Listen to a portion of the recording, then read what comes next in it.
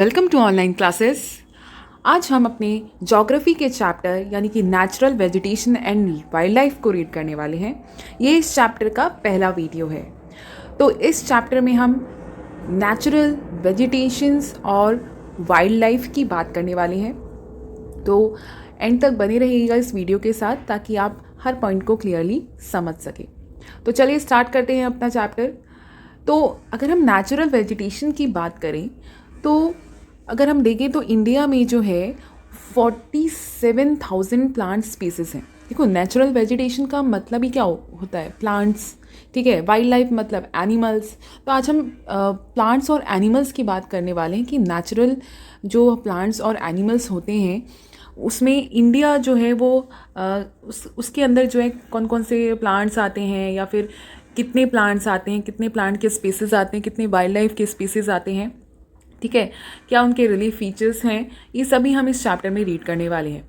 तो हम स्टार्ट कर रहे हैं जिसमें हमने देखा कि प्लांट के स्पीसीज जो हैं वो ओवर 47,000 हैं और इंडिया जो है 10th प्लेस जो है वो 10th प्लेस करता है वर्ल्ड में और 4th करता है एशिया में प्लांट डाइवर्सिटी के फॉर्म में। मतलब प्लांट डाइवर्सिटी का मतलब होता है डिफरेंट टाइप्स ऑफ प्लांट्स, ठीक है।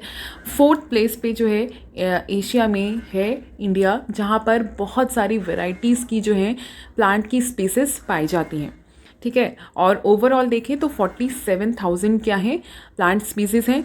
अगर हम वर्ल्ड में देखें तो इंडिया 10th प्लेस पे है, और अगर हम एशिया में देखें तो 4th प्लेस पे है, ठीक है।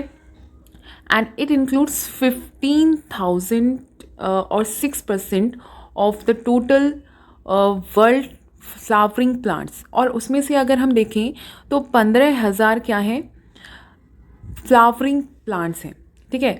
फ्लावर वाले जो प्लांट्स हैं वो कितने हैं? 15,000, जो कि अगर हम वर्ल्ड का काउंट करें तो वर्ल्ड में जो है 6% जो है अगर हम देखें तो फ्लावरिंग प्लांट्स वो कहाँ हैं? इंडिया में, ठीक है। और इसके अलावा क्या चीज़ें हैं? इसके अलावा इंडिया जो है one of 12 mega biodiversity country of the world. Mega biodiversity मतलब जहाँ पे नेचुरली प्लांट्स और एनिमल्स एग्जिस्ट करते हैं, टुगेदर एग्जिस्ट करते हैं ताकि एक हेल्दी इन्वायरमेंट क्रिएट हो सके, ठीक है। तो ये जो है इंडिया ने कितना किया है? मेगा बायोडाइवर्सिटी कितने हैं इंडिया के पास? 12, ठीक है। पूरे वर्ल्ड में अगर हम देखें तो India is one of the 12th mega biodiversity country of the world. Then India has 89,000 species of animals as well as very rich variety of fish in its fresh and marine water. अगर हम सी water की बात करें तो वहाँ पे बहुत ही different varieties की जो है फिशेस जो है हमारी कंट्री में पाई जाती हैं। और अगर हम एनिमल स्पीसीज़ की बात करें तो अराउंड 89,000 स्पीसीज़ जो हैं एनिमल्स की इंडिया में पाई जाती हैं, ठीक है। और प्लांट कम्युनिटी जो कि खुद से ग्रो होती है, नेचुरली ग्रो होती है विदाउट एनी ह्यूमन हेल्प और disturbed by humans for a long time is termed as natural vegetation, ठीक है। प्लांट कम्युनिटी जो बिना किसी ह्यूमन हेल्प के, बिना उसके डिस्टर्ब किए हुए जो लॉन्ग टाइम से ग्रो कर रही हैं उसको हम कहते हैं नेचुरल वेजिटेशन। मतलब जिसे ह्यूमन ने नहीं उगाया, वो खुद ब खुद जनरेट हुई हैं, ठीक है। किसी ह्यूमन ने पर्टिकुलर जो है उसके सीड्स नहीं डाले, वो अपने आप जो जनरेट हुआ है उसको हम कहते हैं नेचुरल वेजिटेशन, ठीक है। ह्यूमन जो है वो क्या करता है? कल्टीवेशन करता है, प्रोडक्शन करता है। लेकिन इसके अलावा अगर हम देखें, जंगलों की बात करें, हम फॉरेस्ट की बात करें, तो जहाँ पे अपने आप जो पेड़ पौधे उगते हैं, ठीक है, उसकी बात हो रही है, उसको हम क्या कहते हैं? Natural vegetation. देन इसके बाद अगर हम देखें तो जो फ्लोरा एंड फौना होता है, ठीक है, हम जो प्लांट और एनिमल्स को जो है किस नाम से डिनोट करते हैं ज्योग्राफी में? फ्लोरा हम कहते हैं प्लांट्स को, और फौना कहते हैं हम एनिमल स्पीसीज को, ठीक है। एक स्पेसिफिक रीजन के एनिमल्स को हम कहते हैं फौना और प्लांट्स को हम कहते हैं फ्लोरा। तो आपने ऐसे सुना होगा फ्लोरा एंड फौना, ठीक है, साइंस में भी आपने पढ़ा होगा। तो इन टर्म्स में हम इनको क्या कहते हैं? फ्लोरा एंड फौना, जिनका मतलब होता है प्लांट्स एंड एनिमल्स। एंड इसके बाद natural vegetation which has been lived,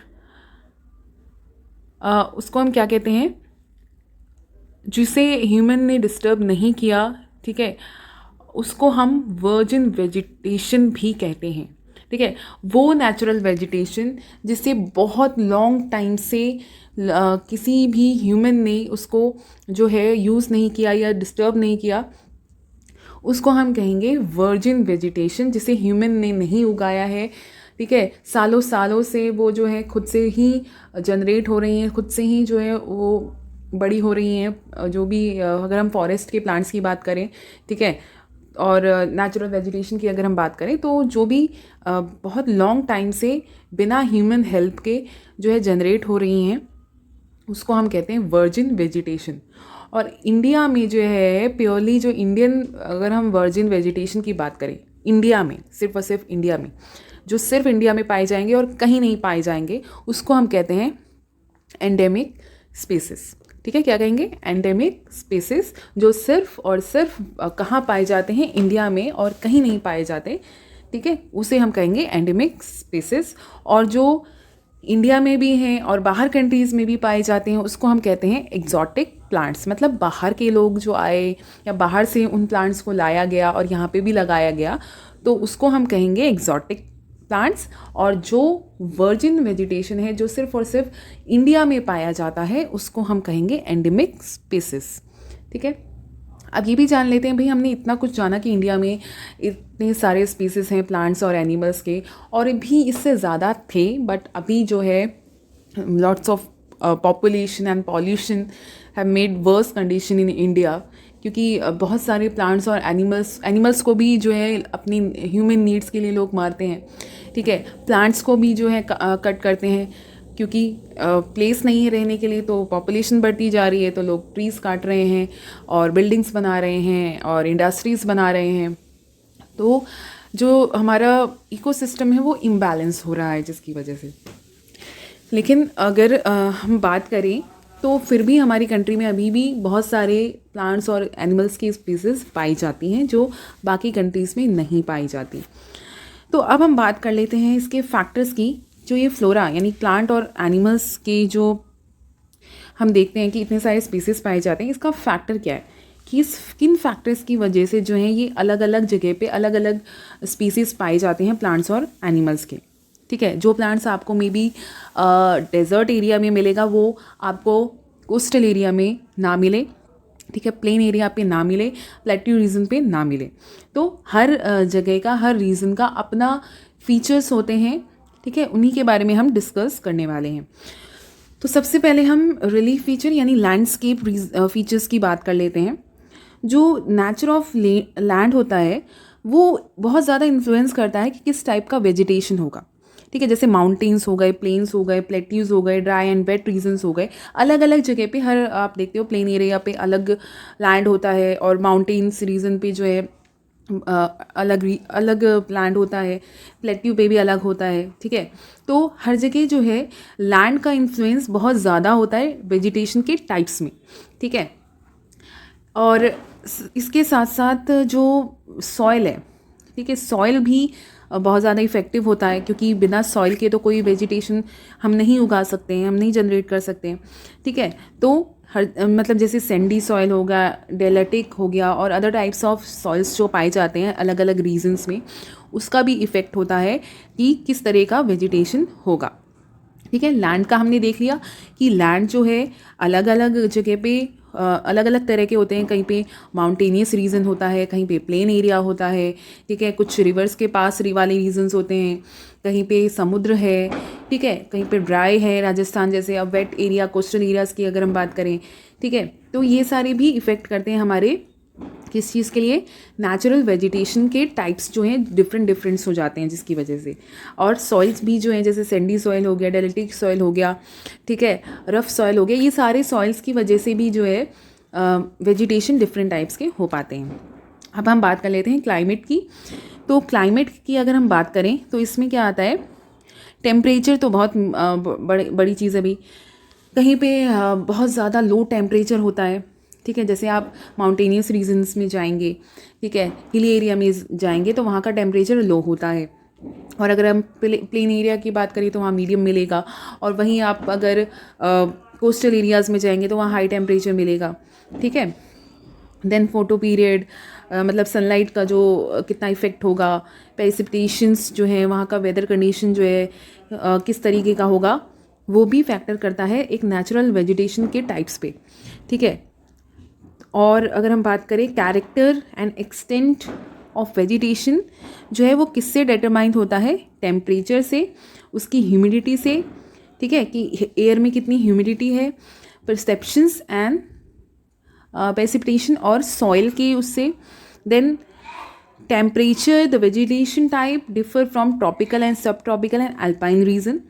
ठीक है, ट्रॉपिकल रीजन में, सब ट्रॉपिकल रीजन में, अल्पाइन मतलब माउंटेनियस रीजन में, हर जगह का टेम्परेचर जो है उनका सॉइल, एयर की ह्यूमिडिटी, ठीक है, प्रेसिपिटेशन, ठीक है, मॉइस्चर जो है, वो सभी बहुत ज़्यादा इफ़ेक्ट करते हैं कि किस टाइप का वेजिटेशन जो, जैसे अगर हम राजस्थान की बात करें, वहाँ बहुत ज़्यादा ड्राई होता है। ठीक है, वहाँ पे बारिश बहुत कम होती है, बहुत ही सूखा रहता है वहाँ पे। ठीक है, बहुत ड्राई क्लाइमेट रहता है, तो इसीलिए वहाँ पे ऐसे प्लांट्स ग्रो होते हैं जिनमें प्लांट वाटर एब्जॉर्ब करने की जो है क्षमता होती है। वो लोग ऐसे प्लांट्स वहाँ पे ग्रो होते हैं जहाँ पे जिसमें प्लांट्स में ज़्यादा वाटर की ज़रूरत नहीं पड़ती। ठीक है, कोस्टल एरिया में आप देखते हो कोकोनट ट्रीज़ जो हैं वो बहुत ज़्यादा ग्रो होते हैं।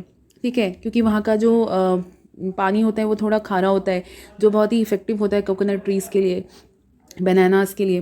तो हर जगह पे अलग अलग ट्रीज़ और आपको एनिमल्स भी मिलेंगे, क्योंकि रीजंस वाइज जो है बहुत ज़्यादा इफ़ेक्ट पड़ता है कि किस टाइप का वेजिटेशन जो है होगा। ठीक है, और period of exposure to sunlight varies to different plants leading to their different rate of growth. ठीक है, मतलब सनलाइट कहीं पे ज़्यादा होती है, कहीं पे कम होती है। जैसे माउंटेनियस रीजन में आपको कम सनलाइट मिलेगी, वहीं अगर आप साउथ की तरफ जाओगे, कोस्टल एरियाज़ की तरफ जाओगे, तो वहाँ पे आपको ज़्यादा सनलाइट मिलेगी। ठीक है, due to longer duration of sunlight trees grows faster in the summer. ठीक है, जहाँ पे ज़्यादा सनलाइट मिलती है वहाँ पर ज़्यादा ट्रीज़ की ग्रो होने की क्षमता होती है। ठीक है, और जहाँ पर बहुत ज़्यादा रेनफॉल होती है, ठीक है, जिस एरिया में बहुत ज़्यादा रेनफॉल हो रही है, जैसे साउथ में अगर हम देखें, और वहाँ पे क्या होता है, डेंस वेजिटेशन होता है, मतलब बहुत ही घना। ठीक है, क्योंकि बारिश भी होती है और वहाँ पे सनलाइट भी पड़ती है, तो उससे जो है बहुत ज़्यादा डेंस हो जाता है वहाँ का वेजिटेशन। देखो, समर अगर हम सनलाइट बहुत ज़्यादा पड़ेगी, बारिश नहीं होगी, तो प्लांट सूखेंगे भी। ठीक है, और फिर नए जो है वो जनरेट भी होंगे। लेकिन जहाँ पर बारिश ज़्यादा हो रही है, सनलाइट जो है उसके हिसाब से कम हो रही है, तो वहाँ पे क्या होगा, मॉइस्चराइजेशन ज़्यादा होगा। ठीक है, नमी ज़्यादा होगी, तो जिससे प्लांट्स मुरझाएंगे कम, तो उससे क्या होगा कि नए प्लांट्स भी रहेंगे और पुराने प्लांट्स भी रहेंगे, तो जिससे क्या होगा, डेंस वेजिटेशन क्रिएट हो जाएगा। आप देखते हो कि जब रेनी सीज़न होता है उस वक्त जो है नए नए प्लांट्स उगते हैं। ठीक है, तो ऐसे ही अगर हम जिस एरिया में बहुत ज़्यादा रेनफॉल होती है वहाँ पर सनलाइट भी थोड़ी बहुत होती है, तो उससे बहुत ज़्यादा प्लांट्स ग्रो करते हैं। ठीक है, देन इसके बाद फॉरेस्ट आर रिन्यूएबल रिसोर्स। ठीक है, ऑब्वियस सी बात है, फॉरेस्ट तो दोबारा से क्रिएट होते हैं। ठीक है, और ये बहुत ही ज़्यादा मेजर रोल प्ले करते हैं क्वालिटी ऑफ द इन्वायरमेंट में। इन्वायरमेंट को प्योर रखने का काम जो होता है वो वेजिटेशन का होता है। फॉरेस्ट जिस जगह पे होगा वहाँ का एरिया बहुत ही ठंडा होगा, कूल होगा, क्लाइमेट होगा, क्योंकि जो प्लांट्स है वो एब्जॉर्व कर लेते हैं हीट को। ठीक है, और हमें जो है प्योर हवा देते हैं। आप देखते हो सिटीज़ में जो है आपको प्योर एयर नहीं मिलता, वहीं अगर आप गांव अपने जाते हो वहाँ पे आप देखते हो कि आपको प्योर एयर मिलता है। क्योंकि डिफरेंस सिर्फ इसी चीज़ का होता है, क्योंकि वहाँ पे आपको प्लांट्स मिलते हैं ज़्यादा, और यहाँ पर जो है आपको उतने प्लांट्स नहीं मिल पाते हैं। ठीक है, इसलिए जो है इतना वेरिएशन होता है। देन इसके बाद दे मॉडिफाई लोकल क्लाइमेट। ऑब्वियसली बात है, जहाँ पे फॉरेस्ट होगा वहाँ का क्लाइमेट बहुत ही कूल होगा। और कंट्रोल सॉइल इरोजन, जहाँ पे प्लांट्स नहीं होते वहाँ की मिट्टी भी जो है हटने लगती है। ठीक है, और जहाँ पर फॉरेस्ट होता है वहाँ पे मिट्टी से वो पेड़ जकड़ जाता है, जिसकी वजह से सॉइल इरोजन नहीं हो पाता। Regulate stream flow. ठीक है। बारिश के वक्त पे जो मिट्टी बह जाती है उसको रोकने का काम भी फॉरेस्ट करता है, provide livelihood for many communities, ठीक है। बहुत सारे जो हैं ट्राइबल पीपल फॉरेस्ट एरियाज़ में ही रहते हैं और फॉरेस्ट से बहुत लोगों का जो है ट्रेड भी चलता है, ठीक है, इंडस्ट्री भी चलती हैं। तो बहुत कुछ चीज़ें जो है फॉरेस्ट हमें प्रोवाइड करता है। And it control wind force and temperature and cause rainfall. Rainfall जो होती है, जिस एरिया में फॉरेस्ट होगा वहाँ पे ज़्यादा रेनफॉल होती है, ठीक है, और टेम्परेचर को भी कम रखने का काम करती है। विंड फोर्स जो होता है, फोर्स देखते हो आप राजस्थान में जो बहुत तेज़ हवा चलती है तो मिट्टी भी उड़ती है और वो तेज़ हवा जो है बहुत तेज़ होती है, लेकिन अगर फॉरेस्ट हो जाए तो वो हवा को रोक लेती है, ठीक है। और vegetation is in most parts of India has been modified at some places और रिप्लेस्ड और रीग्रेड बाय ह्यूमन ऑक्यूपेसी। देखो ह्यूमन जो है अपने रहने के लिए जो है हमेशा डिग्रेडेट करता रहता है, फॉरेस्ट को काटते रहते हैं हम लोग, पॉपुलेशन की वजह से कह लें या फिर मॉडिफिकेशन की वजह से हम कह लें, डेवलपमेंट की वजह से हम कह लें। तो बहुत सारी जगह पे जो है चेंजेस आए हैं वेजिटेशन में, ठीक है, उन्हें ख़त्म किया गया है या रिप्लेस किया गया है, ठीक है। तो ये सारी जो है ह्यूमन एक्टिविटीज़ की वजह से हुआ है। देन लास्ट हम बात कर लेते हैं आज के वीडियो की इकोसिस्टम की। इकोसिस्टम का क्या मतलब होता है? जहाँ पे सारे प्लांट्स और एनिमल्स जो हैं आपस में इंटरडिपेंड और इंटर रिलेटेड होते हैं, उसको हम इकोसिस्टम कहते हैं, ठीक है। मतलब जो भी फिजिकल इन्वायरमेंट होता है वहाँ पर जो प्लांट्स और एनिमल्स होते हैं वो आपस में क्या होते हैं, इंटरडिपेंडेंट और इंटर रिलेटेड, जो फॉर्म करते हैं इको सिस्टम के।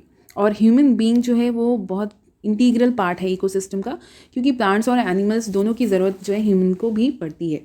लेकिन जो ग्रीड है ह्यूमन का, जो लालच है, उससे क्या हो रहा है, over utilisation of resource in the sense कि प्लांट्स जो है हमारे क्या है, रिसोर्स हैं, एनिमल्स भी हमारे रिसोर्स हैं, ठीक है। तो इन सबको हम बहुत ज़्यादा अपनी नीड के लिए, जैसे हम कहें डेवलपमेंट मान लें, चाहे पॉपुलेशन का एक्सपेंशन मान लें, इन सब की वजह से हम इकोसिस्टम को बहुत ज़्यादा नुकसान पहुंचा रहे हैं, ठीक है। और इससे होगा क्या, धीरे धीरे देखो फॉरेस्ट भी ग्रो होने में, भले ही ये रिन्यूएबल रिसोर्स है फिर भी इसको ग्रो होने में थाउजेंड्स ऑफ ईयर्स लग जाते हैं, ठीक है। एक प्लांट को आप लगाते हो, ऐसा नहीं है कि अगले दिन वो ग्रो हो जाए, ठीक है।